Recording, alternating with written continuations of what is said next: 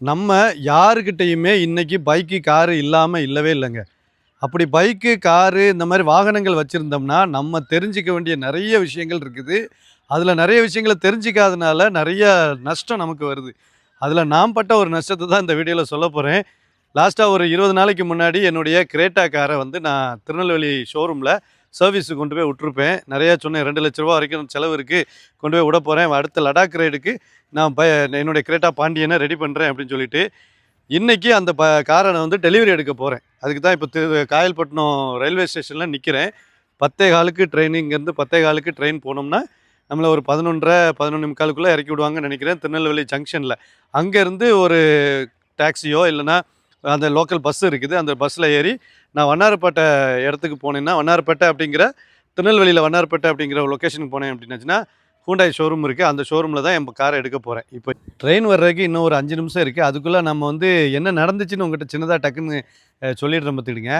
இப்போ இங்கேருந்து நான் கார சர்வீஸுக்கு திருநெல்வேலி கொண்டு போய் குடுத்துருக்கேன். அவங்க சுத்தி சுத்தி வந்தாங்க. ஒரு கார் சர்வீஸ் ஸ்டேஷன்ல கஸ்டமருக்கு சப்போர்ட்டா தான் நெறைய விஷயங்கள சொல்லுவாங்க. அது நானும் பார்த்துருக்கேன். அதே மாரி தான் இந்த ஷோரூம்லயும் எனக்கு சப்போர்ட்டா ஒரு சில விஷயங்கள் சொன்னாங்க. எனக்கு வண்டி பின்னாடி வந்து சஸ்பென்ஷன் போயிருந்துச்சு. நம்ம லடாக் போன வருஷம் போனதுல சஸ்பென்ஷன் போயிருந்துச்சு. அப்புறம் ஃப்ரண்ட்ல வந்து பம்பர் அடிபட்டுருந்துச்சு. பம்பருக்கு கீழ உள்ள ஃபாக் லைட் அது எல்லாமே அடிபட்டுருந்துச்சு. அப்ப இதெல்லாம் பண்ணுங்கனோனே, அப்புறம் சைடு டோர் வந்து நமக்கு கண்ணாடி ஏறி இறங்கல. Power window. அப்ப இதெல்லாம் செய்யணுனே அப்படின்னு சொல்லி சொன்னோம்னா, அவங்க ஜாப் கார்டு போட்டுட்டே இருக்கும்போது அவங்க ஒரு ஐடியா சொன்னாங்க. நீங்க இந்த ஷாக் அப்சர் இதெல்லாமே வந்து வருஷம் ஆயிடுச்சு. கிட்டத்தட்ட வண்டி வாங்கி 10 வருஷம் ஆயிடுச்சு. ஸோ அதெல்லாம் நம்ம மாத்திடுறோனே. ஒரு பட்ஜெட் வரும். அவங்க வந்து ஒரு கிட்டத்தட்ட ஒரு ₹23,000 பக்கத்துல சொன்னாங்க. எல்லாமே சேர்த்து. ஒரு ரஃப் அமௌண்ட். ஆனா ஃப்ரண்ட்ல இருக்க பம்பருக்கு வந்து ₹34,000 பக்கத்துல வருது. அந்த பம்பர், ஃபாக் லைட் எல்லாமே சேர்த்து. அப்படிங்கும்போது நீங்க எதுக்கு மாத்துறீங்க? நீங்க வந்து இன்சூரன்ஸ்ல கிளைம் பண்ணுங்க. அத வந்து இன்சூரன்ஸ்ல கிளைம் போட்டுறலாம். உங்க இன்சூரன்ஸ் வந்து நமக்கு ஃபுல் இன்சூரன்ஸ் இருக்கு. தேர்ட் பார்ட்டி கிடையாது. ஃபுல் இன்சூரன்ஸ் இருக்கு. Full bumper to bumper insurance இருக்கு. அப்ப இது நல்ல ஐடியாவா இருக்கே. இந்த ஐடியாவுல நம்ம செய்யலாமே அப்படின்னு சொல்லிட்டு இன்சூரன்ஸ் கிளைம் பண்ண குடுத்துட்டேன். என்ட்ட டாக்குமெண்ட்ஸ் எல்லாமே இருக்குது. இன்சூரன்ஸ் கிளைம் பண்றதுக்கு நம்ம அப்ளை பண்ணியாச்சு. இன்சூரன்ஸ் ஆஃபீஸரும் அதாவது இந்த வேல்யூ பார்ப்பாங்க இல்லையா? அந்த வேல்யூ ஆஃபீஸரும் வந்துட்டு போயிட்டாங்க. என்னோட டாக்குமெண்ட்ஸ் ஒரிஜினல் எல்லாத்தையுமே நான் குடுத்துட்டேன். அதுக்கப்புறம் அந்த ஒரு விஷயம் மட்டும் இஷ்யூ இருந்திருக்குது. அது எனக்கு தெரியாது. என்னன்னா, நம்ம இந்த கார வந்து செகண்ட்ஸ்ல தான் வாங்கியிருக்கிறோம். நம்ம டைரக்டர் வெங்கட் பிரபு அவங்ககிட்டருந்து இந்த கிரேட்டா கார வாங்கியிருக்கோம். ஸோ இதுக்கப்புறம் வந்து பார்த்தீங்கன்னா, அந்த கார நம்ம என்னோட பேர்ல மாத்திட்டேன். அது ம கொ கொஞ்ச நாள் ஒரு 6 மாசம் அப்படியே இருந்துச்சு. அதுக்கப்புறம் 6 மாசத்துக்கு அப்புறம் என் பேர்ல மாத்திட்டேன். ஆனா இன்சூரன்ஸ் லைவ்ல இருந்துச்சு. அத நான் மாத்தல. அப்போ என் பேருக்கு மாத்தும்போது இன்சூரன்ஸ ரெனியூவல் பண்ண சொன்னாங்க. அப்ப ரெனியூவல் பண்ணும்போது மறுபடியும் வெங்கட் பிரபு அண்ணன் பேருக்கே நம்ம ரெனியூவல் பண்ணணும். இப்போ 2வது வருஷம் ஆச்சு. நான் கார் வாங்கி கிட்டத்தட்ட 2 வருஷம் ஆகப்போகுது. அப்போ 2வது பேரு ஆகும்போது, இப்போ இன்சூரன்ஸ் கிளைம் பண்றதுக்கு போகும்போது, அது ஆர்சி புக்ல என்ன ஓனர் இருக்காங்களோ, அதே ஓனர் இன்சூரன்ஸ்ல இருந்தா தான் இன்சூரன்ஸ்ங்கிறது ஒரு வேல்யூவா இருக்குமா? ஒர்க் ஆகுமா? இல்ல அப்டின்னாச்சுன்னா, அது வந்து வேல்யூ இல்லாத ஒரு இன்சூரன்ஸா இருக்குன்னு சொல்லி, எப்ப தெரியும் அப்டின்னாச்சுன்னா, நம்ம எல்லா ஒர்க்கும் பண்றோம். வேல்யூ பண்ணிட்டு அப்ரூவ் பண்ணிட்டாங்க. இன்சூரன்ஸ்ல அப்ரூவ் பண்ணிட்டாங்க. எல்லாம் பண்ணிட்டு போகும்போது, இப்போ ஒரு இஷ்யூ வருது. இதுதான் எனக்கு இப்போ பெரிய கஷ்டமா இருக்கு. இப்போ ₹34,000 அதில பில்லுல ₹28,000 கொஞ்சம் விஷயங்கள கட் பண்ணி ₹28,000 நமக்கு வந்து இன்சூரன்ஸுக்கு விஷயங்கள்ல வருது. ₹28,000 அது. அதுக்கப்புறம் நமக்கு அடுத்ததா வந்து பார்த்தீங்கன்னா, அ நம்மளா பண்ண செலவு ஒரு ₹26,000 2ம் சேர்த்து 50,000 ₹60,000 பக்கத்துல வந்துருச்சு. அதுக்கப்புறம் என்னுடைய இந்த இன்சூரன்ஸ் அதாவது என்னுடைய வேகனார் இன்சூரன்ஸும் போகுது. இப்ப எல்லா அமௌண்ட்டுமே நம்ம கொண்டு போறோம். இப்ப எல்லாத்தையும் பே பண்ணிட்டு நம்ம இப்ப கார எடுத்துட்டு வர தான் போறோம். இப்போ ட்ரெயின் வர்றதுக்கு கேட்ட போட்டாங்க. இந்த பக்கம் வந்து பார்த்தீங்கன்னா, கேட்ட க்ளோஸ் பண்ணியாச்சு. அ கா ப கார் எல்லாமே போறதுக்கு அந்த ஒரு கிராசிங் உண்டு. எங்களுக்கு ஆரம்நேரி டூ காயல்பட்டினத்துக்கு ஒரு கிராசிங் அத க்ளோஸ் பண்ணிட்டாங்க. இப்ப யார் யார் போறோம் அப்டின்னாச்சுன்னா, நானும் என் பையனும் போறோம். இவனுக்கு நான் போன தடவ வீடியோல சொன்ன மாரி லீவு அதிகமா குடுத்துட்டுருக்காங்க. இன்னும் 4 நாள் லீவு என்னடே? 3 நாள். 3 நாள் லீவு. இன்னைக்கு அவன் வீட்ல சும்மா தான் இருப்பான். சரி நானும் அவனும் போயிட்டு வரோம் அப்டின்னு சொல்லிட்டு, இப்போ போறம்போது பஸ்லயும் போலாம். ஆனா ட்ரெயின் இப்போ 11 மணி ட்ரெயின் அதாவது 10:15 ட்ரெயின் நமக்கு ஈஸியா இருக்கும் அப்டின்னு சொல்லிட்டு, 10:15 ட்ரெயின் வரட்டும்டா விட்டுட்டு போகாது. கொஞ்சம் தள்ளி நடந்து போணும். நம்ம இந்த இடத்துல நின்று தான் நமக்கு வந்து ஏசி கோச் தான் வந்து சேரும். இது வந்து சென்னையிலேருந்து வர ட்ரெயின் ரிட்டர்ன் போறம்போது, அதனால ஏசி கோச் வந்துட்டு நமக்கு அதில ஏசி கோச்சுக்கு அடுத்ததா நம்ம உள்ள இதில போட்டுருவோம். சரியா? இந்த ட்ரெயின் வந்துட்டு நல்லா கொஞ்சம் நட வேகமா. ஓகே இங்கே இருக்கு. ஒன்றும் பிரச்சனை இல்ல. ஐயோ! ஏசி கோச்ல வருது. வா ஏசி கோச்சுக்கு அந்த பக்கம் போணும்.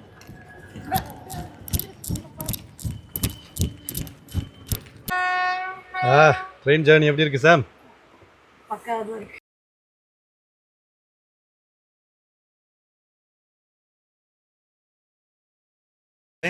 பக்கத்து ஸ்டேஷன் வந்துருச்சு. இதோட பயண நேரம் வந்து பார்த்திங்கன்னா ஒரு 1.25 மணி நேரம். அதில் டிக்கெட்டில் போட்டிருக்கு 11:30 நம்ம ரீச் ஆயிரும் அப்படின்னு சொல்லியிருக்கு. திருநெல்வேலிக்கு. நான் ரொம்ப ரேர் தான் ட்ரெயினில் போகிறது.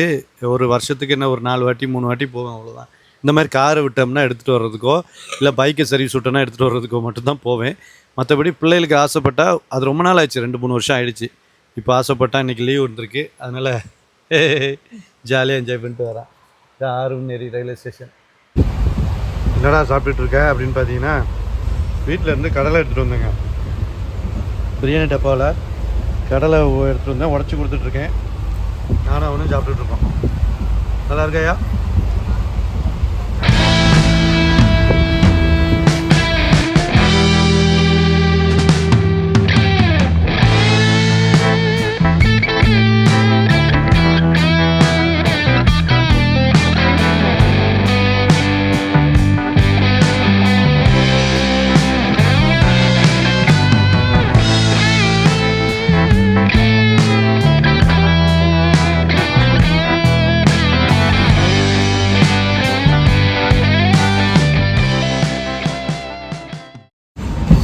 ஜங்ஷன் வந்துருச்சுங்க.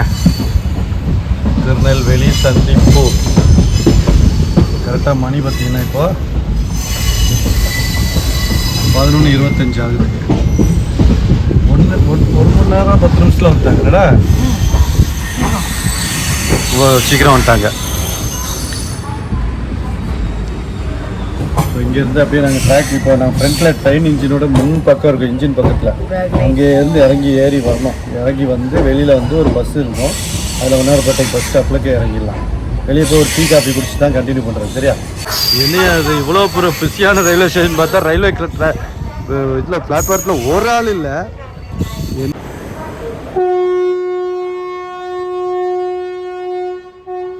அவன் விசில் அடிக்கானோ பயந்துட்டேன். இதுதான் விசில் அடிக்க போல இருக்கு. ஜங்ஷன் நல்லா டெவலப் ஆகிட்டு இருக்குங்க. எல்லாம் வந்தே பாரத்லாம் நிற்கிறதுக்கு ஏற்ற மாதிரி இன்ஜின்லாம் விதவிதமான இன்ஜினு எல்லாம் சூப்பர். ஓகே, அப்படியே நம்ம வந்து நடந்து வெளியே போகணும். இங்கே எங்கேயோ வந்துருச்சு, கடைசி வந்துருச்சுங்க ட்ராக். காய்ஸ், ஃபைனலாக 1.5 மணி நேரம் கழிச்சு ஒரு 2 கிலோமீட்டர் ட்ராவல் பண்ணி வந்திருக்கோங்க. இந்த பயவில் லோக்கல் பஸ்ஸில் ஏறுறதுக்கு கூட்டு வந்தேன்.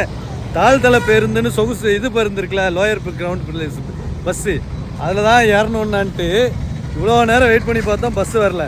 தள்ளி நடந்து போய் கால் வலிச்சு போய் கடைசியில் வந்த பஸ்ஸில் ஏறிட்டோம். இறக்கி விட்டாங்க. இதாக இருக்குது ஷோரூமு ஹூண்டாய். இந்த ஷோரூமை நீங்கள் நேத்தோ நீங்கள் வந்து நியூஸில் பார்த்துருக்கலாம். எங்கள் ஷோரூம் தான். ஏற்கனவே பதிவு பண்ண வண்டியை, செகண்ட் ஹேண்ட் வண்டியை ஃபஸ்ட்டுக்கு வண்டின்னு புது வண்டின்னு சொல்லி விற்றாங்க அப்படின்னு சொல்லி நியூஸ்லலாம் வந்துச்சுல்ல, அதே ஷோரூம் தாங்க. நெல்லை சுசி ஹூண்டாய். இங்கே தான் என் வண்டியை நின்றுச்சு. நான் கூட நினச்சேன் என் வண்டி எதுவும் பெயிண்ட் அடித்து விற்றுப்பிட்டாங்களா அப்படின்ட்டு. அப்படிலாம் விற்கலை. நல்ல ஷோரூம் தான். ஏன் அப்படி பண்ணாங்கன்னு தெரில.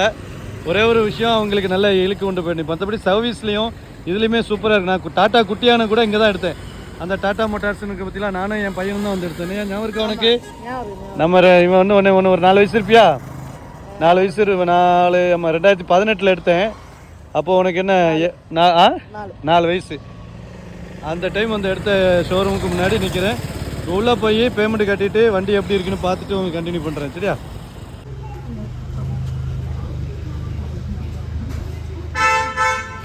ஓகே கைஸ், கார் வந்துருச்சு. இங்கே பாருங்க, கிரேட்டா பாண்டியன். ஒரு 20 நாள் இவரை பார்க்கல, வருத்தமாக தான் இருந்துச்சு. ஒரு வண்டி உள்ளே வந்தால் ஒரு வண்டி சர்வீஸ் ஷோரூம் போகுது. அதுமாரி நம்மளுடைய கார் இங்கே வருது, அங்கே அது வந்து சர்வீஸுக்கு போகுது. Wagon R super. நல்லா பக்கமாகிடுச்சு. இந்த பம்பர் தான் உடஞ்சிருந்துச்சு. பம்பர் எதுவுமே இப்போ பிரச்சனை இல்லாமல் ஜம்முன்னு ஆகிடுச்சு பாருங்க. கிரேட்டா பாண்டியன் ஒரு மாதிரி லுக் வைஸில் ஜம்முன்னு இருக்கேயா. ஓல்டுனா ஓல்டு தான்யா. புதுசு கூட இந்த பக்கத்தில் நிற்க பாருங்க. இந்த இருக்குது இதுக்கு முன்னாடி உள்ள ஜென்ரேஷனு, இது லேட்டஸ்ட் ஜென்ரேஷனு. ஆனாலும் பழசு தான். பேர் சொல்லுது பாருங்க. ஓகே கைஸ், வண்டி டெலிவரி எடுத்துகிட்டு வந்தாச்சு. கிட்டத்தட்ட 58,000 ரூபா பத்தில் கொடுத்துருக்கேன். இனிமேல் வந்து 2 டயர் மாற்றணும். 16,000 ரூபா 17,000 ரூபா வருது டயரு. ஸோ இதெல்லாம் சேர்த்தாலே 80,000 ரூபா வந்து 70,000 ரூபா வந்துருதா. இதுக்கப்புறம் இன்னுமே செலவு இருக்குது. இப்போ இந்த பில்லு 2 பில்லாக கொடுத்துருக்காங்க. என்னென்னா ஒன்று இன்சூரன்ஸ் கிளைமுக்கு, ஆனால் இன்சூரன்ஸ் கிளைம் கொடுக்க மாட்டாங்கன்றது வந்துருச்சு. நான் ட்ரை பண்ண போகிறேன், ஃபைட் பண்ண போகிறேன். ஏன்னா அவங்க என்ன சொல்கிறாங்கன்னா ஷோரூம் சைடில் அவங்க எப்படி வந்து இது பார்க்கலாம், நீங்கள் வந்து செக்கிங் பண்ணி அப்ரூவ் கொடுத்ததுக்கப்புறம் தான் நான் பண்ணேன். இல்லைன்னா நான் வந்து பம்பர் நார்மலாக ஒரு பம்பர் மாற்றிருப்பேன். அதனால் அதையும் பண்ணிட்டேன்னு வைங்களேன், வண்டி பக்கவாயிரும். இன்னும் ஒரு 5 வருஷம் இதுக்கு வாழ்க்கை இருக்குது.